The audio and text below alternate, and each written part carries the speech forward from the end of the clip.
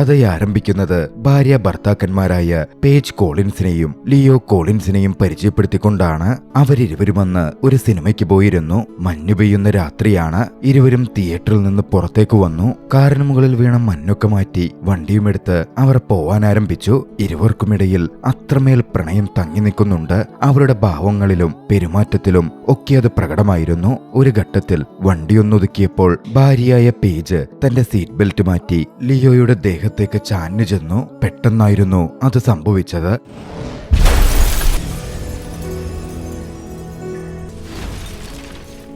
വളരെ സാരമായ അപകടം തന്നെ പേജിന് പറ്റിയിരുന്നു. ലിയോ സീറ്റ് ബെൽറ്റ് ഇട്ടതിനാൽ ലിയോക്ക് സാരമായി പരിക്കേറ്റതുമില്ല. ഇരുവരും ഉടനടി ആശുപത്രിയിലേക്ക് മാറ്റപ്പെട്ടു. കഥ അവിടെ നിന്നും 4 വർഷം മുമ്പിലേക്ക് പോകുന്നു. ലിയോ ഒരു ക്യൂവിൽ നിൽക്കുകയായിരുന്നു. അപ്പോഴായിരുന്നു ആദ്യമായി തന്നെ കടന്നു പോകുന്ന പേജിനെ ലിയോ കാണുന്നത്. പേജിനെ കണ്ട മാത്രയിൽ ലിയോക്ക് ഇഷ്ടമായി. അവൻ അവളുടെ പിന്നാലെ ചെന്നു. ധൈര്യത്തോടെ പേജിനോട് പരിചയപ്പെടാൻ ശ്രമിച്ചു. പേജിനും അതിൽ താല്പര്യമുണ്ടായിരുന്നു. പരസ്പരം അവർ പരിചയപ്പെട്ടു. ഇരുവരും ആർട്ട് ഇൻസ്റ്റിറ്റ്യൂട്ടിൽ പഠിക്കുകയാണ്. പാരന്റ്സ് ഒക്കെ മരണപ്പെട്ട ലിയോ തനിച്ചായിരുന്നു ജീവിച്ചിരുന്നത്. പേജ് ആകട്ടെ തന്റെ ചില ഫാമിലി പ്രോബ്ലംസ് കാരണം വീട് വിട്ട് പോന്നവളുമാണ്. അങ്ങനെ അവരുടെ പ്രണയം കുറച്ചുനാളുകൾ കടന്നുപോയി. ഭക്ഷണം കഴിക്കലും സിനിമയ്ക്ക് പോക്കും ഒക്കെയായി അതിഗംഭീരമായ പ്രണയനാളുകൾ. ഒടുവിൽ ലിയോ അവളെ പ്രപ്പോസ് ചെയ്തു. ലിയോയുടെ പ്രപ്പോസൽ പൂർണ്ണ മനസ്സോടെ പേജ് സ്വീകരിച്ചു. ആർട്ട് ഇൻസ്റ്റിറ്റ്യൂട്ടിൽ വെച്ച് തന്നെ വിവാഹം കഴിക്കാൻ അവർ തീരുമാനിക്കുകയാണ്. വളരെ രഹസ്യമായി കൂട്ടുകാർ മാത്രമുള്ള ഒരു ചെറിയ ചടങ്ങായിരുന്നു അത്. ഇരുവരും അവരുടെ വിവാഹ പ്രതിജ്ഞകൾ മറന്നുപോവാതിരിക്കുവാൻ പേപ്പറിലൊക്കെ കുറിച്ചായിരുന്നു കൊണ്ടുവന്നിരുന്നത്. ഇരുവരും പരസ്പരം അത് പറഞ്ഞു. വിവാഹ ചടങ്ങുകൾ അതിഗംഭീരമായി പൂർണ്ണമായി. അപ്പോഴേക്കും സെക്യൂരിറ്റി ഗാർഡുകൾ വന്നിരുന്നു. പിടിക്കപ്പെട്ടാൽ പ്രശ്നമാണ്. ഉടനടി അവരേവരും അവിടെ നിന്ന് ഓടിയിറങ്ങി. കഥ അവിടെ നിന്നും പ്രസന്റിലേക്ക് തിരികെ വരുന്നു. ആ അപകടത്തിൽ പേജ് ഒരു ഇൻഡ്യൂസ്ഡ് കോമയിലേക്ക് പോയിരുന്നു. പക്ഷേ കുറച്ച് മാസങ്ങൾക്ക് ശേഷം അവൾ സ്വബോധം വീണ്ടെടുത്തു. പക്ഷേ അപ്പോഴാണ് ഒരു കാര്യം വ്യക്തമാകുന്നത്. അവൾക്ക് കഴിഞ്ഞ കുറെ വർഷങ്ങളിലെ കാര്യങ്ങളൊന്നും ഓർമ്മയില്ല. അംനീഷ്യ പിടിപ്പെട്ടിരിക്കുന്നു. തന്റെ വിവാഹം കഴിഞ്ഞ കാര്യമോ ലിയോയെ പരിചയപ്പെട്ടതോ ലിയോ തന്റെ ഭർത്താവാണെന്നോ ഒന്നും തന്നെ പേജിന് ഓർമ്മയുണ്ടായിരുന്നില്ല. ലിയോ ആകെ തകർന്നുപോയി. അടുത്ത ദിവസം ലിയോ ആശുപത്രിയിലേക്ക് എത്തുമ്പോൾ ട്രീറ്റ്മെന്റ് റൂമിൽ പേജ് ഉണ്ടായിരുന്നില്ല. ലിയോ ആകെ ഷോക്കായി നിന്നു. നഴ്സിനടുക്കൽ ചെന്ന് ലിയോ കാര്യം തിരക്കി. പേജ് VIP റൂമിലേക്ക് മാറ്റം ചെയ്യപ്പെട്ടിരിക്കുന്നു എന്നായിരുന്നു ലിയോ പറഞ്ഞത്. ലിയോക്ക് അതല്പം അതിശയകരമായിരുന്നു. അവൻ വേഗം VIP റൂമിലേക്ക് ചെന്നു. അവനെത്തുമ്പോൾ പേജിനൊപ്പം പേജിന്റെ പാരന്റ്സ് ഉണ്ടായിരുന്നു. പേജിന്റെ പാരന്റ്സ് ഏറെ സമ്പന്നരായിട്ടുള്ളവരാണ്. അവിടെ വെച്ച് പേജിന്റെ അച്ഛൻ ലിയോയെ കണ്ടതും ചോദിച്ചു, ലിയോ തങ്ങളുടെ മകളെ വിവാഹം കഴിച്ചു എന്ന കാര്യം ഞങ്ങളെ അറിയിക്കാണ്ടിരുന്നത് എന്താണ്? ആ ചോദ്യത്തിന് മറുപടി കൊടുക്കാൻ ലിയോക്ക് സാധിക്കുന്നുണ്ടായിരുന്നില്ല. ലിയോ പേജിന്റെ പാരന്റ്സിനോടുള്ള പെരുമാറ്റവും മറ്റും നോക്കിക്കണ്ടുകൊണ്ടിരുന്നു. പാരന്റ്സിനോട് ഏറെ സ്നേഹത്തോടെ അടുപ്പത്തോടെയായിരുന്നു പേജ് പെരുമാറിക്കൊണ്ടിരുന്നത്. തന്റെ പാരന്റ്സിനൊപ്പം സന്തോഷത്തോടെ ജീവിച്ചിരുന്ന നാളുകളെ പേജിന് ഓർമ്മയുള്ളൂ എന്നതോടെ ലിയോക്ക് വ്യക്തമാവുകയാണ്. വൈകാതെ ഡോക്ടർ അങ്ങോട്ടേക്ക് വന്നു. പേജിനോട് നാളെ ഡിസ്ചാർജ് ചെയ്യാം എന്നും പറഞ്ഞു. പേജിന്റെ പാരന്റ്സിനും പേജിനും പാരന്റ്സിന്റെ വീട്ടിലേക്ക് പോവാനായിരുന്നു താല്പര്യം. ലിയോയും മർദ്ദ മനസ്സോടെ ആദ്യമതിന് സമ്മതിച്ചിരുന്നു. ഇതിനിടയിൽ പേജിന് പലതരം സംശയങ്ങളുണ്ടായിരുന്നു. ലിയോയുമായി താനെങ്ങനെ വിവാഹം കഴിക്കും? ജെർമിയുമായി താൻ എൻഗേജ്മെന്റ് കഴിഞ്ഞതായിരുന്നു. ജെർമിക്ക് എന്ത് സംഭവിച്ചു? മാത്രമല്ല താൻ പഠിച്ചത് ലോ ആയിരുന്നു. താനെങ്ങനെ ആർട്ട് സ്കൂളിലെത്തി? താനെങ്ങനെ ശില്പമുണ്ടാക്കുന്നവളും പടം വരയ്ക്കുന്നവളും ഒക്കെയായി? പേജിന് ഒരെത്തും പിടിയും കിട്ടിയില്ല. ഈ കാര്യങ്ങളൊക്കെ ലിയോയോട് ചോദിച്ചപ്പോ ലിയോ വ്യക്തമായ മറുപടി പേജിന് കൊടുക്കുന്നുമുണ്ടായിരുന്നില്ല. അന്ന് രാത്രിയിൽ വിശന്ന പേജ് എഴുന്നേറ്റ് ലിയോയെ ചെന്നു വിളിച്ചു. ലിയോ പേജിനൊപ്പം അവളെ കഫറ്റീരിയയിൽ കൊണ്ടുപോയി ഭക്ഷണം കഴിക്കാൻ തുടങ്ങി. ആ സമയം അവർ സംസാരിച്ചു. തനിക്കിപ്പോഴും ലിയോ തന്റെ ഭർത്താവാണെന്ന് വിശ്വസിക്കാൻ പറ്റുന്നില്ല എന്ന് പേജ് പറഞ്ഞു. മാത്രമല്ല ജെർമിയുമായി എന്റെ വിവാഹം ഉറപ്പിച്ചിരുന്നതുമാണ്. അതൊക്കെ ലിയോയെ വല്ലാതെ സങ്കടപ്പെടുത്തുന്നുണ്ട്. എന്നാലും തന്റെ ഭാര്യയുടെ അവസ്ഥ മനസ്സിലാക്കി കാര്യങ്ങൾ പറഞ്ഞുകൊടുത്ത് താൻ അവളുടെ ഭർത്താവാണ് എന്ന കാര്യം അവളെ കൺവിൻസ് ചെയ്യിക്കാൻ ലിയോ ശ്രമിച്ചുകൊണ്ടിരുന്നു. അടുത്ത ദിവസം പാരന്റ്സിനൊപ്പം വീട്ടിലേക്ക് പോവാൻ പേജ് തയ്യാറാവുകയായിരുന്നു. ആ സമയം ലിയോ അവളുടെ അടുത്തേക്ക് കടന്നു ചെന്നു. മുമ്പ് അവൾ തനിക്കയച്ച ഒരു വോയിസ് മെസ്സേജിന്റെ റെക്കോർഡിംഗ് അവൾക്ക് കേൾക്കുവാനായി കൊടുത്തു. പിന്നാലെ ലിയോ കൊടുത്ത ആ ഓഡിയോ റെക്കോർഡിംഗ് പേജ് കേട്ടു. ലിയോയോട് അത്രമേൽ പ്രണയഭരിതമായി അവൾ അതിൽ സംസാരിക്കുന്നുണ്ടായിരുന്നു.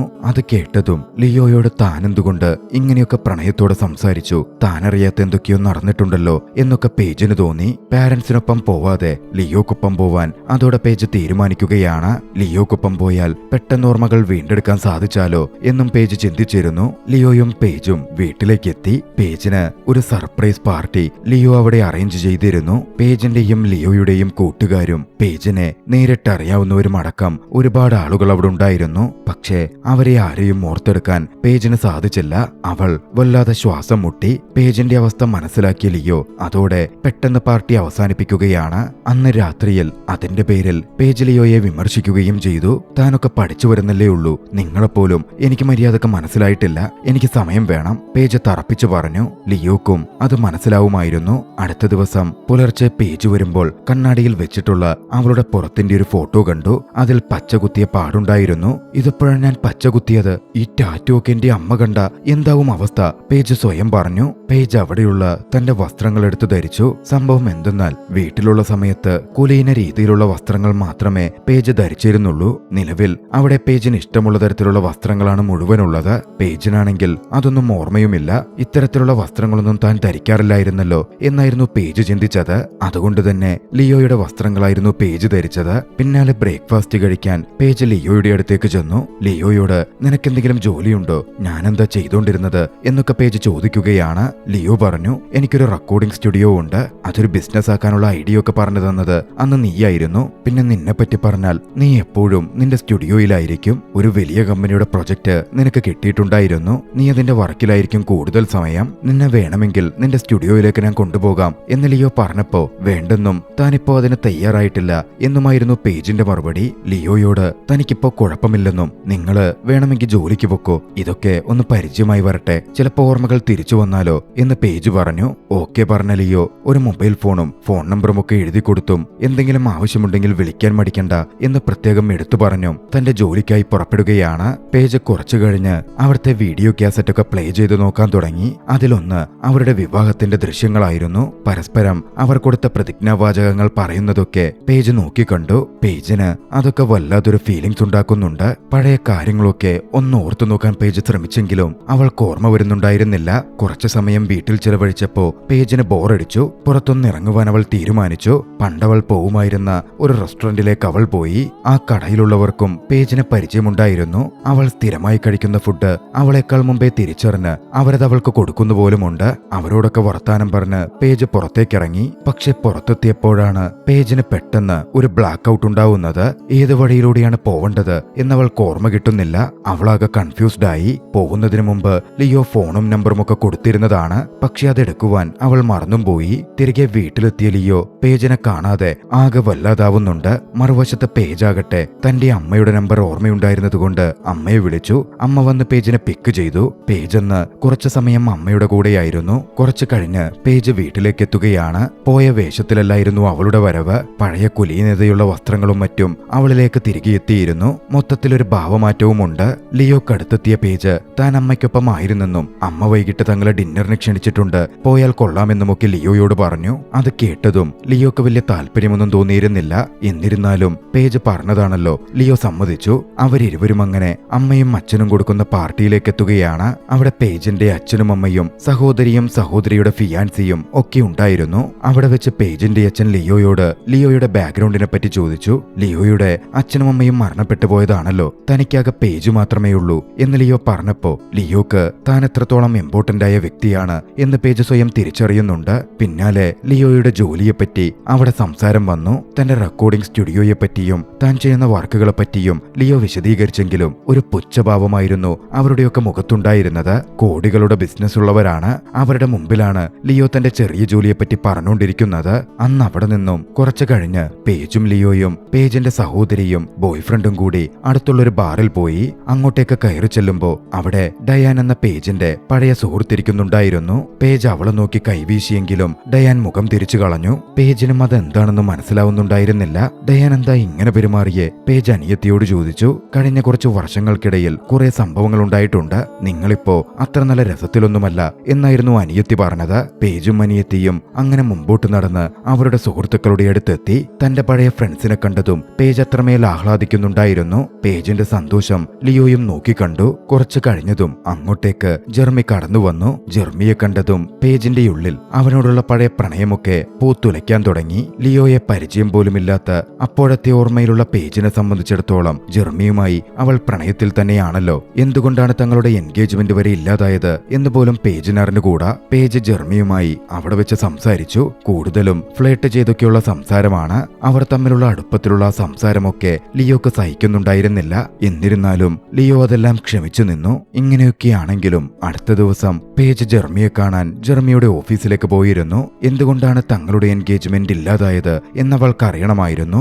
അപ്പോഴാണ് പേജിനൊന്നും ഓർമ്മയില്ലെന്നും അവൾക്ക് അംനീഷിയാണെന്നും ജെർമി മനസ്സിലാക്കുന്നത്. ആ അവസരം മുതലെടുക്കാൻ അയാൾ തീരുമാനിച്ചു. ജെർമിക്കപ്പോഴും പേജിനോട് താല്പര്യമുണ്ടായിരുന്നു. നമ്മുടെ എൻഗേജ്മെന്റ് പാർട്ടിയുടെ തലേ ദിവസം പേജ് തന്നെ തേച്ചുപോയി എന്നായിരുന്നു ജെർമി പറഞ്ഞത്. തനിക്കിപ്പം മറ്റൊരു ഗേൾഫ്രണ്ട് ഉണ്ടെന്നും അവളുമായി എൻഗേജ്ഡ് ആവാൻ നിൽക്കുകയാണ് എന്നും ജെർമി കൂട്ടിച്ചേർക്കുന്നുണ്ട്. ജെർമിയുടെ വിശദീകരണം കേട്ടതും പേജിന് വലിയ കുറ്റബോധം തോന്നി. അവനോട് ക്ഷമ ചോദിച്ച പേജ് അവനെ കെട്ടിപ്പിടിച്ച് ചുംബിക്കുന്ന പോലുമുണ്ട്. മറുവശത്ത് ലിയോ ആകട്ടെ തന്റെ കോവർക്കർ കൂടിയായ ലില്ലിയോട് സംസാരിക്കുകയായിരുന്നു. ലില്ലിക്കടുത്ത് അവൻ കാര്യങ്ങളൊക്കെ പറഞ്ഞു. പേജിന്റെ ഓർമ്മകൾ തിരികെ കൊണ്ടുവരാൻ എന്തു ചെയ്യാൻ പറ്റുമായിരിക്കും എന്ന തരത്തിൽ സംസാരിച്ചപ്പോ ലില്ലി ഒരു സജഷൻ പറഞ്ഞു. നിങ്ങൾ സ്വകാര്യതയിൽ ചെയ്യുമായിരുന്ന പേജ് എൻജോയ് ചെയ്തിരുന്ന കുറെ കാര്യങ്ങളുണ്ടാവുമല്ലോ, അതൊക്കെ നീ ഒന്ന് പ്രവർത്തിച്ചു നോക്ക്. ചിലപ്പോ അത് അവളുടെ ഓർമ്മകളെ ട്രിഗർ ചെയ്തേക്കും. ലിയോക്ക് ആദ്യം അത് കൃത്യമായി മനസ്സിലായില്ലെങ്കിലും ലില്ലി കാര്യമായി അതവന് വിശദീകരിച്ചു കൊടുത്തു. അന്ന് രാത്രിയിൽ ലിയോ ജോലി സ്ഥലത്ത് നിന്ന് തിരികെ എത്തുമ്പോ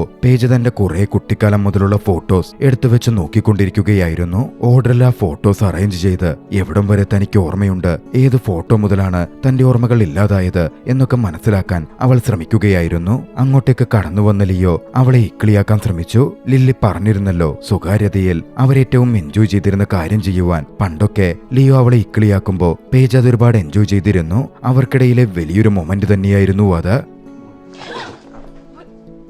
പക്ഷേ അന്ന് ലിയോ അവളെ ഇക്കിളിയിട്ടപ്പോ പേജ് ഞെട്ടിമാറി താല്പര്യമില്ലാത്ത പോലെ പ്രതികരിച്ചു. അതോടെ വല്ലാതായ ലിയോ അവിടെ നിന്ന് മാറിപ്പോവുകയാണ്. അടുത്ത ദിവസം പേജ് ലിയോയോട് തനിക്ക് തന്റെ സ്റ്റുഡിയോ കാണണമെന്ന് പറഞ്ഞു. ലിയോ പേജിനെ അവളുടെ സ്റ്റുഡിയോയിലേക്ക് കൊണ്ടുപോവുകയാണ്. അതിമനോഹരമായ വിശാലമായ ഒരു സ്റ്റുഡിയോ ആയിരുന്നു അത്. നിരവധി ശില്പങ്ങളും ആർട്ട് വർക്കുകളും ഒക്കെ അവിടെ ഉണ്ടായിരുന്നു. ഇതൊക്കെ ഞാൻ ചെയ്തതാണോ? അതിശയത്തോടെ പേജ് ചോദിച്ചു. അതേയെന്നും ശില്പങ്ങൾ ഉണ്ടാക്കാൻ ഈ നഗരത്തിൽ നിന്നെ കഴിഞ്ഞിട്ടേ നിലവിലിപ്പോ ആളുള്ളൂ എന്നും അഭിമാനത്തോടെ ലിയോ പറയുന്നുണ്ട്. പിന്നാലെ ഈ പാട്ട് കേട്ടു നോക്ക് എന്ന് പറഞ്ഞ് ലിയോ അവിടെ മ്യൂസിക് പ്ലേ ചെയ്തു. ശില്പങ്ങൾ ഉണ്ടാക്കുമ്പോൾ വലിയ ശബ്ദത്തിൽ പാട്ട് വെച്ചിട്ടായിരുന്നു അവൾ അതുവരെ വർക്ക് ചെയ്തുകൊണ്ടിരുന്നത്. പക്ഷെ ആ പാട്ട് നിലവിലെ പേജിനെ വല്ലാതെ ഇറിറ്റേറ്റ് ചെയ്യുകയായിരുന്നു ചെയ്തത്. എന്തിനാ അത്രയും ശബ്ദം വെക്കുന്നത് എന്നൊക്കെ ചോദിച്ച് അവിടെ വളരെ വലിയൊരു സീൻ തന്നെ പേജ് സൃഷ്ടിക്കുന്നുണ്ട്. വായിൽ വന്നതൊക്കെ അവൾ വിളിച്ചു പറയുകയും ചെയ്തു. ലിയോക്ക് ദേഷ്യം കനത്തിരുന്നു. ഒട്ടും സഹിക്കാൻ പറ്റാത്ത അവസ്ഥ. പണ്ടവൾ എന്താണോ പ്രവർത്തിച്ചിരുന്നത് അതിന് വിപരീതമാണ് അവളിപ്പോ പ്രവർത്തിക്കുന്നത്. അത്രയും ലിയോയും നിയന്ത്രണം വിട്ട് പേജിനോട് ദേഷ്യപ്പെട്ടു. അത്രയും ആയതോടെ കുറച്ചുനാളൊക്കെ വിട്ട് പാരന്റ്സിന്റെ കൂടെ പോയി നിന്നാലോ എന്ന് പേജ് ചിന്തിക്കുകയാണ്. മറ്റൊരു കാര്യവുമുണ്ട്, അവളുടെ സഹോദരിയുടെ വിവാഹം വരികയായിരുന്നു. ആ ചടങ്ങുകളിൽ പങ്കെടുക്കുകയും ചെയ്യാമല്ലോ. പേജ് ലിയോയോട് യാത്ര പറഞ്ഞു പോയി. അവളെ തടഞ്ഞു നിർത്തണം എന്ന് ലിയോക്കുണ്ടായിരുന്നെങ്കിലും എന്തു പറഞ്ഞു നിർത്തുമെന്ന് അവനൊരു പിടിയുമുണ്ടായിരുന്നില്ല. വിവാഹ ചടങ്ങുകൾക്ക് ലിയോ ക്ഷണിക്കപ്പെട്ടിരുന്നു. ആദ്യമൊന്നും പോവണ്ട എന്ന മട്ടിലായിരുന്നു ലിയോ. എങ്കിലും ലില്ലിയുമായി സംസാരിച്ചപ്പോ ലില്ലി പോവാൻ പറഞ്ഞതുകൊണ്ട് അവൻ പോവാൻ തീരുമാനിച്ചു. മനസ്സില്ലാ മനസ്സോടെ വിവാഹ ചടങ്ങുകൾ നടക്കുന്നിടത്തേക്ക് അവനെത്തി. പഴയ കാര്യങ്ങളൊന്നും പേജിന് ഓർമ്മയില്ല. പക്ഷേ മുമ്പോട്ട് ജീവിക്കണമെങ്കിൽ പേജിനെ തന്നെ ഇഷ്ടപ്പെടണം. അവളെ തനിക്ക് കിട്ടണമെങ്കിൽ അവളുടെ മനസ്സിൽ കയറി പറ്റണം. എല്ലാം ഒന്നേന്നു തുടങ്ങിയാലോ എന്നൊരാലോചന ലിയോക്ക് വന്നിരുന്നു. അന്ന് വിവാഹ ചടങ്ങിനെത്തിയ ലിയോ പേജിനോട് സംസാരിച്ചു. പേജ്, നമ്മൾ ആദ്യം കണ്ടതും ഡേറ്റിന് പോയതുമൊന്നും നിനക്ക് ഓർമ്മയില്ലല്ലോ. അതൊക്കെ നമുക്കൊന്ന് റീക്രിയേറ്റ് ചെയ്താലോ? ഒരിക്കൽ കൂടി ഒരു ഡേറ്റിന് നമുക്ക് പോയാലോ? അത് കുറച്ച് വിയേഡാണ്, എന്നാലും നമുക്ക് പോയി നോക്കാം. പേജ് ചെറിയൊരു ചിരിയോടെ പറഞ്ഞു. അന്ന് രാത്രിയിൽ ലിയോ പേജിനെയും കൂട്ടി അവരുടെ ഡേറ്റിന് പുറപ്പെട്ടു. അവർ ആദ്യമായി മീറ്റ് ചെയ്തത് ഒരു പാർക്കിംഗ് ലോട്ടിൽ വെച്ചിട്ടായിരുന്നു. അങ്ങോട്ടേക്കായിരുന്നു ലിയോ ആദ്യം പോയത്. ശേഷം അവിടെ നിന്ന് അവർ പോയിരുന്ന ഒരു റെസ്റ്റോറന്റിൽ പോയി. രസകരമായി അന്നവർ ഒരുപാട് സംസാരിക്കുകയും ക്യാൻഡി കഴിച്ചിരിക്കുകയും ഒക്കെ ചെയ്യുന്നുണ്ട്. ആ ഇൻസിഡന്റും ലിയോയുമൊത്തുള്ള സംസാരവുമൊക്കെ ലിയോയോട് കുറച്ചടുപ്പം പേജിന് രൂപീകരിക്കുന്നുണ്ടായിരുന്നു. തോന്നിയിരുന്നു. ലിയോ കുറച്ച് മസിൽ പിടിക്കുന്ന ഗൗരവക്കാരനാണെന്നൊക്കെയായിരുന്നു പേജ് ആദ്യം ചിന്തിച്ചത്. അങ്ങനൊന്നുമല്ലെന്നും ലിയോ നല്ലൊരു വ്യക്തിയാണ് എന്നും പേജ് മനസ്സിലാക്കിക്കൊണ്ടിരുന്നു. അവിടെ നിന്ന് ലിയോ പേജുമായി പോയത് നേരെ ഒരു ലേക്ക് സൈഡിലേക്കായിരുന്നു. അവിടെത്തിയതും ലേക്കിൽ ഇറങ്ങാൻ പാകത്തിന് ലിയോ ഷർട്ട് ഊരാൻ തുടങ്ങി. അത് കണ്ടതും ഞെട്ടലോടെ പേജ് അവനെ നോക്കിയിരുന്നു. എല്ലാ മാസവും നമ്മളിവിടെ വരാറുണ്ടെന്നും ലേക്കിൽ ഇതുപോലെ ഇറങ്ങി കുളിക്കാറുണ്ടെന്നും വേഗം വന്നേ എന്നും ലിയോ പറഞ്ഞു. പേജിന് വിശ്വസിക്കാൻ പോലും പറ്റിയില്ല താൻ ലിയോക്കൊപ്പം അങ്ങനൊക്കെ ചെയ്യാറുണ്ടെന്ന്. അതിനുണ്ടായ സാഹചര്യങ്ങളും തങ്ങൾ എങ്ങനെ അതിലേക്ക് എത്തിച്ചേർന്നു എന്നതുമൊക്കെ ലിയോ പേജിന് വിശദീകരിച്ചു കൊടുത്തു. പേജിനും കൗതുകം തോന്നി. ഒടുവിൽ അവളും വസ്ത്രമൂരി ലിയോക്കൊപ്പം ആ ലേക്കിൽ ചാടുകയാണ്. ഏറെ സന്തോഷത്തോടെ ലേക്കിൽ അവർ ഒന്നിച്ചു കുളിച്ചിരുന്നു. ആ സാഹചര്യങ്ങൾ പ്രണയം അവരിൽ വലയമെന്ന പോലെ ചുറ്റിവരാൻ അവസരമൊരുക്കിക്കൊണ്ടിരുന്നു. അന്ന് രാത്രിയിൽ അവരൊന്നിച്ച് കിടക്ക പങ്കിട്ടിരുന്നു. പേജിനെ സംബന്ധിച്ച് ഓർമ്മകളിൽ അത് ആദ്യത്തെ അനുഭവമായതുകൊണ്ട് അവൾക്കതൊരുപാട് സ്പെഷ്യലായി അനുഭവപ്പെട്ടു. അങ്ങനെ പേജ് അന്നത്തെ ഡേറ്റ് കഴിഞ്ഞ് തിരികെ തന്റെ വീട്ടിലേക്കെത്തി. ആ സമയം പേജിന്റെ അച്ഛൻ പേജിനോട് അവൾക്ക് ലോ സ്കൂളിൽ ചേരാനുള്ള പേപ്പറുകൾ താൻ തയ്യാറാക്കിയിട്ടുണ്ടെന്നും എന്താണ് നിന്റെ തീരുമാനം എന്നും തിരക്കി. ഓർമ്മകളൊന്നും ഇല്ലാതിരുന്ന പേജിന് നിലവിൽ ലോയിലാണ് താല്പര്യമുണ്ടായിരുന്നത്. അതുകൊണ്ട് അച്ഛന്റെ തീരുമാനത്തിന് അവൾ ഓക്കെ പറയുന്നുണ്ട്. പേജിനെ ലിയോക്കടുത്തേക്ക് വിടാതെ വീട്ടിൽ തന്നെ നിർത്താനായിരുന്നു അച്ഛന്റെ തീരുമാനം. അന്നായിരുന്നു പേജിന്റെ സഹോദരിയുടെ വിവാഹം. വിവാഹ ചടങ്ങുകൾ ഗംഭീരമായി നടന്നു. ലിയോയും പേജും അതിൽ പങ്കെടുക്കുകയും ചെയ്തു. അന്ന് രാത്രി പേജിന്റെ അച്ഛൻ ലിയോയുമായി തനിച്ച് സംസാരിക്കുകയാണ്. ആ സമയത്ത് ലിയോ പേജിനെ ഡിവോഴ്സ് ചെയ്യണം എന്നയാൾ ആവശ്യപ്പെട്ടു. ലിയോയെപ്പോലെ സാമ്പത്തിക ഭദ്രതയില്ലാത്ത ഒരു പാവപ്പെട്ട ബാക്ക്ഗ്രൗണ്ടുള്ള മനുഷ്യന് തന്റെ മകളെ കൊടുക്കുവാൻ അയാൾ ഒരുക്കമായിരുന്നില്ല. നിലവിൽ പേജിന് ഓർമ്മയൊന്നുമില്ലാത്തതുകൊണ്ട് അതായിരിക്കും നല്ലത് എന്ന മട്ടിലൊക്കെയായിരുന്നു പേജിന്റെ അച്ഛൻ സംസാരിക്കുന്നത്. പക്ഷെ അത് ലിയോയെ ആകെ വല്ലാതാക്കി. പേജിനെ ലിയോ ഡിവോഴ്സ് ചെയ്താൽ ലിയോക്ക് കുറെ കടമൊക്കെയുണ്ടെന്നറിയാം. അത് മുഴുവൻ ക്ലിയർ ചെയ്യാൻ താൻ സഹായിക്കാം എന്നൊരു ഓഫറും പേജിന്റെ അച്ഛൻ ലിയോയുടെ മുമ്പിലേക്ക് വെച്ചു. ലിയോ വന്ന് ആകെ അസ്വസ്ഥനായി അച്ഛനോട് ദേഷ്യപ്പെടുന്നുണ്ട്. പിന്നാലെ അവൻ മാറിയിരിക്കുമ്പോ ജെർമി അങ്ങോട്ടേക്ക് വന്നു. ജെർമി ലിയോയെ നല്ല രീതിയിൽ കളിയാക്കി സംസാരിക്കുന്നുണ്ട്. തന്റെ കാമുകിയെത്തേച്ച് വീണ്ടും പേജിനെ വിവാഹം കഴിക്കാൻ ജെർമിക്കൊരു പ്ലാൻ ഉണ്ടായിരുന്നു. പേജിന്റെ അച്ഛനും അതിൽ താല്പര്യമാണ്. കാരണം ജെർമി തന്റെ സ്റ്റാറ്റസിന് ചേരുന്ന വ്യക്തിയായിരുന്നു. ജെർമിയുടെ കളിയാക്കൽ കനത്തപ്പോ ലിയോക്കത് സഹിച്ചില്ല. ജെർമിയെ ലിയോ അടിച്ചിട്ടു. ലിയോ അവിടെ അങ്ങനൊരു പ്രശ്നമുണ്ടാക്കിയത് പേജിന് തീരെ സഹിക്കാൻ പറ്റുന്നതായിരുന്നില്ല. ലിയോയോട് ദേഷ്യപ്പെട്ട പേജ് അവിടെ നിന്ന് പോവാൻ തുടങ്ങി. ലിയോ പേജിന്റെ പിന്നാലെ ചെന്ന് കാര്യങ്ങൾ പറഞ്ഞ് അവളെ മനസ്സിലാക്കാൻ ശ്രമിച്ചെങ്കിലും പേജൊന്നും ചെവികൊള്ളുന്നുണ്ടായിരുന്നില്ല. ഒക്കെ പതിയെ ഓക്കെയായി വന്നുകൊണ്ടിരുന്നതായിരുന്നു. അതിനിടയിലാണ് ഇങ്ങനെയൊരു സംഭവം. ലിയോയും ആകെ വല്ലാതായിരുന്നു. അവളെ കാര്യങ്ങൾ മനസ്സിലാക്കിക്കാൻ, ഓർമ്മകൾ തിരികെ കൊണ്ടുവന്നു കൊടുക്കാൻ ലിയോ പരമാവധി ശ്രമിച്ചതാണ്. പേജിന് പക്ഷേ ഒന്നും തന്നെ കിട്ടുന്നില്ല. എത്ര നാൾ താൻ ശ്രമിച്ചാലും പേജിനിതൊന്നും ഓർമ്മ വന്നില്ലെങ്കിൽ എന്ത് കാര്യം? ഒരു ഘട്ടത്തിൽ ലിയോ പേജിനോട് പറഞ്ഞു, കാര്യം നമ്മൾ വിവാഹിതരായിരിക്കാം, നിനക്ക് നിന്റെ ഓർമ്മകൾ നഷ്ടപ്പെട്ടിരിക്കാം. പക്ഷേ ഒരു കാലത്തും നിനക്ക് നിന്റെ ഓർമ്മകൾ തിരികെ വന്നില്ലെങ്കിൽ പിന്നെ നമ്മൾ ഇങ്ങനെ തുടരുന്നതിൽ എന്ത് കാര്യമാണുള്ളത്? അതും രണ്ട് അപരിചിതരെ പോലെ തന്റെ കൂടെ ജീവിക്കാനും അവളുടെ സ്നേഹം പിടിച്ചു വാങ്ങാനും തനിക്ക് കഴിയില്ല എന്ന് ലിയോ തിരിച്ചറിഞ്ഞു കഴിഞ്ഞിരുന്നു. ഏറെ വേദനയോടെ മനസ്സ് തകർന്നുകൊണ്ട് അന്ന് പേജിനെ വിട്ട് ലിയോ അവിടെ നിന്ന് ഇറങ്ങിപ്പോരുകയാണ്. അത്രമേൽ താൻ പ്രണയിച്ച പെൺകുട്ടിയെ അന്നവിടെ വെച്ച് വിട്ടുപോരാൻ മനസ്സുകൊണ്ട് അവൻ തീരുമാനിച്ചിരുന്നു. കുറച്ച് മാസങ്ങൾ കടന്നുപോയി. ഒടുവിൽ ലിയോക്ക് ഡിവോഴ്സ് പേപ്പർ വന്നെത്തുകയാണ്. പേജിന്റെ അച്ഛൻ പേജിനെ കൊണ്ട് സമ്മതിപ്പിച്ച ഡിവോഴ്സ് പേപ്പർ ലിയോക്കായി അയച്ചിരുന്നു. ലിയോ ഒരുപാട് ആലോചിച്ചു.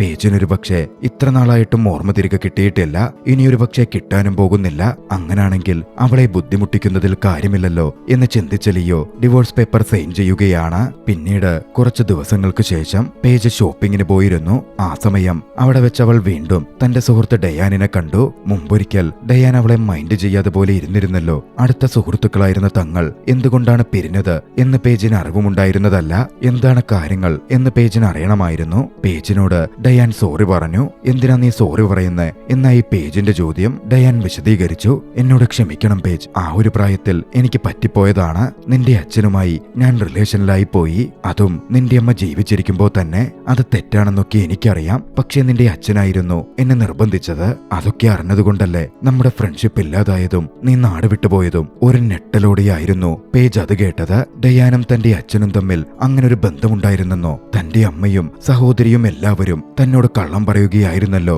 എന്ന് പേജ് ചിന്തിച്ചു. അന്ന് വീട്ടിലേക്കെത്തിയവൾ അവിടെ വളരെ വലിയൊരു ബഹളം തന്നെ ഉണ്ടാക്കി. പേജ് കാര്യങ്ങൾ അമ്മയോട് ചോദിച്ചറിയാൻ ശ്രമിച്ചു. സത്യങ്ങൾ അമ്മ വെളിപ്പെടുത്തുകയാണ്. എല്ലാം അറിഞ്ഞ അന്ന് തന്നെ താനൊക്കെ ഉപേക്ഷിച്ച് പോവാൻ നിന്നതാണെന്നും പക്ഷേ തന്റെ മക്കളുടെ ഭാവി, ഇത്ര കൊല്ലക്കാലത്തെ വിവാഹ ജീവിതം എല്ലാം ആലോചിച്ചാണ് വീണ്ടും തുടരാൻ തീരുമാനിച്ചത് എന്നും അമ്മ വേദനയോടെ അവളോട് പറഞ്ഞു. പക്ഷേ അമ്മയുടെ വിശദീകരണവും അമ്മയുടെ ന്യായീകരണവും ഒന്നും പേജിന് കൺവിൻസിംഗ് ആവുന്നുണ്ടായിരുന്നില്ല. പേജാകെ വല്ലാതായി. കൂടുതൽ വിവരങ്ങൾ അറിയാൻ അവൾ ലിയോയെ ചെന്ന് കണ്ടു. ലിയോക്ക് ഈ കാര്യങ്ങളൊക്കെ അറിയാമായിരുന്നുവെന്നും എന്തുകൊണ്ടാണിത് തന്നോട് ഇതുവരേക്കും പറയാതിരുന്നത് എന്നും പേജ് ലിയോയോട് ചോദിച്ചു. ലിയോ പറഞ്ഞു, ഒക്കെ നീ എന്നോട് പറഞ്ഞിരുന്നു, പക്ഷേ ഞാനത് നിന്നോട് പറഞ്ഞാൽ നീ നിന്റെ പാരന്റ്സിനെ വെറുക്കും, തിരികെ അവരിലേക്ക് പോവാൻ കൂട്ടാക്കുകയില്ല. അവര് നിന്നെ എത്രത്തോളം മിസ് ചെയ്തിരുന്നു എന്ന് നോക്ക്. അതുകൊണ്ടാണല്ലോ അവര് നിന്നെ അവരുടെ വീട്ടിലേക്ക് കൊണ്ടുപോയത്. അവർക്കെന്നും നീ അവരുടെ മകളാണ്. നിന്നോടവർക്ക് മകളോടുള്ള സ്നേഹവുമുണ്ട്. എന്നെ അകറ്റി നിർത്താൻ അവർ നോക്കിയതുപോലും നിന്നോടുള്ള ഇഷ്ടം കൊണ്ടല്ലേ. അപ്പോ ഞാൻ കരുതി ഞാനായിട്ട് നിന്നെ അവരിൽ നിന്ന് അകറ്റണ്ടെന്ന്. പിന്നെ മറ്റൊരു പ്രധാന കാര്യവുമുണ്ട്. എന്നെ പ്രണയിക്കുന്നത് കൊണ്ടായിരിക്കണം നീ എന്റെ കൂടെ ജീവിക്കേണ്ടത് എന്നെനിക്കുണ്ടായിരുന്നു. അല്ലാതെ വീട്ടിൽ നിന്ന് ഓടി വന്നുകൊണ്ടാവരുത് എന്നും എനിക്ക് തോന്നിയിരുന്നു. അതുകൊണ്ടാണ് പാരന്റ്സിനെ പറ്റി ഒന്നും നിന്നോട് പറയാതിരുന്നത്. ലിയോയുടെ ആ വിശദീകരണങ്ങൾ പേജിന്റെ കണ്ണു നിറച്ചിരുന്നു. ലിയോ എത്രമേൽ നല്ലൊരു മനുഷ്യനാണ് എന്ന് പേജ് തിരിച്ചറിയുക കൂടിയായിരുന്നു. എന്തൊക്കെയാണെങ്കിലും അച്ഛനൊരു തെറ്റുപറ്റി, അത് ക്ഷമിക്കുവാൻ പേജ് തീരുമാനിച്ചിരുന്നു. അങ്ങനെ ഒരു ദിവസം ജെർമി പേജിനെ തന്റെ കൂടെ നടക്കാൻ കൂട്ടിക്കൊണ്ടുപോയി. താൻ തന്റെ ഗേൾഫ്രണ്ടുമായി ബ്രേക്കപ്പ് ആയെന്നും പേജിനെ തന്റെ ജീവിതത്തിലേക്ക് വീണ്ടും കൂട്ടാൻ ആഗ്രഹിക്കുന്നു എന്നും ജെർമി പറഞ്ഞു. പക്ഷേ പേജ് അതിന് വിസമ്മതിച്ചു. താനിപ്പോൾ ലിയോയെ സ്നേഹിക്കുകയാണെന്നും ജെർമിക്കൊപ്പം ഒരു റിലേഷൻഷിപ്പിന് താൻ ഒരുക്കമല്ല എന്നും പേജ് അറിയിച്ചു. ജെർമി സ്നേഹിക്കുന്നത് തന്നെയല്ല തന്റെ പണത്തെയാണെന്ന് അതിനോടകം പേജ് മനസ്സിലാക്കി കഴിഞ്ഞിരുന്നു. കുറച്ചു നാളുകൾ കടന്നുപോയി. ലോ സ്കൂളിലെ പഠനമൊക്കെ പേജിന് ബോറടിച്ചിരുന്നു. അവളത് അവസാനിപ്പിച്ച് വീണ്ടും ആർട്ട് സ്കൂളിലേക്ക് ചേർന്നു. തന്റെ അച്ഛനോട് അവൾ അക്കാര്യം പറയുകയും ചെയ്തു. താൻ സിറ്റിയിൽ നിന്ന് മൂവ് ചെയ്യുകയാണെന്നും അപ്പാർട്ട്മെന്റ് എടുത്ത് തനിച്ചു ജീവിക്കാൻ പോവുകയാണ് എന്നും പേജ് പറഞ്ഞപ്പോ തന്റെ മകൾക്ക് എല്ലാ കാര്യങ്ങളും മനസ്സിലായിട്ടുണ്ടെന്ന് അച്ഛൻ മനസ്സിലാക്കുകയാണ്. തനിക്ക് പറ്റിപ്പോയ തെറ്റിന് അച്ഛൻ അവളോട് ക്ഷമ ചോദിച്ചു. അതുകൊണ്ട് വീട് വിട്ടു പോവരുതെന്നും പറഞ്ഞു. അതുകൊണ്ടൊന്നുമല്ല താൻ മാറിപ്പോകുന്നതെന്നും തനിക്ക് തന്റെ ഐഡന്റിറ്റി എന്താണ്, താൻ ആരാണ് എന്ന് മനസ്സിലാക്കണമെന്നും അതിനാണ് ശ്രമിക്കുന്നത് എന്നും പേജ് അച്ഛനോട് പറഞ്ഞു. സമയം കടന്നുപോയിക്കൊണ്ടിരുന്നു. ലിയോയും പേജും അവരവരുടെ ജീവിതവുമായി മുമ്പോട്ട് പോയിക്കൊണ്ടിരുന്നു. ഒരു ദിവസം പേജ് തന്റെ പഴയ സാധനങ്ങളുടെ പെട്ടി തുറക്കുകയായിരുന്നു. ആ പെട്ടിയിൽ നിന്നും അവൾക്കൊരു റെസ്റ്റോറന്റ് മെനു കിട്ടി.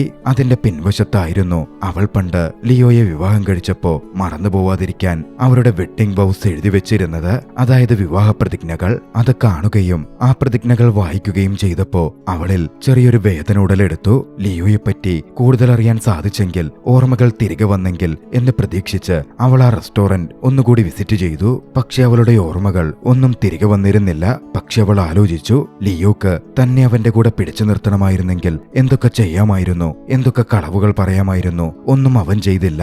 അവൻ ആഗ്രഹിച്ചത് എന്റെ പ്രണയമായിരുന്നു, യഥാർത്ഥ പ്രണയം. അന്നൊരു ദിവസം ലിയോ തന്റെ പ്രിയപ്പെട്ട ആ റെസ്റ്റോറന്റിലേക്ക് നടന്നു ചെല്ലുകയായിരുന്നു. പക്ഷേ മഞ്ഞു പെയ്യുന്ന ദിവസമായതുകൊണ്ട് റെസ്റ്റോറന്റ് അടച്ചിരുന്നു. ലിയോ തിരിഞ്ഞു നോക്കുമ്പോൾ പിന്നിലതാ ചിരിയോടെ പേജ് വന്ന് നിൽക്കുന്നു. അവരിരുവരും വീണ്ടും കണ്ടുമുട്ടി. ഇരുവരും സംസാരിക്കാൻ തുടങ്ങി. പേജ് പറഞ്ഞു, ഞാൻ വീണ്ടും ഇങ്ങോട്ടേക്ക് മാറി. ഇവിടെ ഇപ്പോ ആർട്ട് സ്കൂളിൽ ചേർന്ന് പഠിക്കുകയാണ്. അതൊക്കെ കേട്ട് ലിയോ സന്തോഷിക്കുന്നുണ്ടായിരുന്നു. എല്ലാത്തിനും നന്ദി പറയേണ്ടത് ലിയോയോടാണ് എന്നുകൂടി അവൾ പറഞ്ഞപ്പോ ലിയോക്ക് അത്രമേൽ സന്തോഷം അനുഭവപ്പെട്ടു. പിന്നാലെ നമുക്കൊന്ന് ചൊരിടം വരെ പോയാലോ എന്ന് പേജ് ലിയോയോട് ചോദിച്ചു. അവൾക്ക് പഴയ ഓർമ്മകൾ തിരികെ കിട്ടിയോ എന്നൊരു നിമിഷം ലിയോ ചിന്തിക്കുന്നു പോലുമുണ്ട്. പക്ഷേ അവളുടെ ഓർമ്മകളൊന്നും തിരികെ കിട്ടിയിട്ടുണ്ടായിരുന്നില്ല.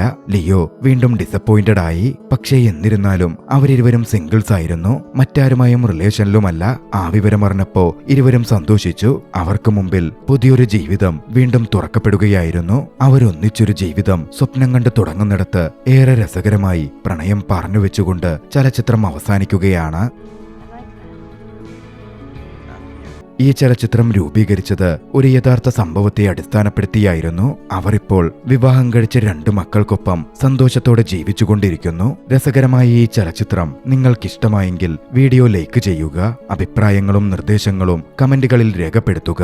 കഴിയുമെങ്കിൽ ചാനൽ സബ്സ്ക്രൈബ് ചെയ്തും കൂട്ടുകാർക്ക് ഷെയർ ചെയ്തു കൊടുത്തും ഞങ്ങളെ സപ്പോർട്ട് ചെയ്യുക. അടുത്ത എപ്പിസോഡിൽ മറ്റൊരു മികച്ച ചലച്ചിത്രവുമായി നമുക്ക് കണ്ടുമുട്ടാം. അതുവരെ ബൈ.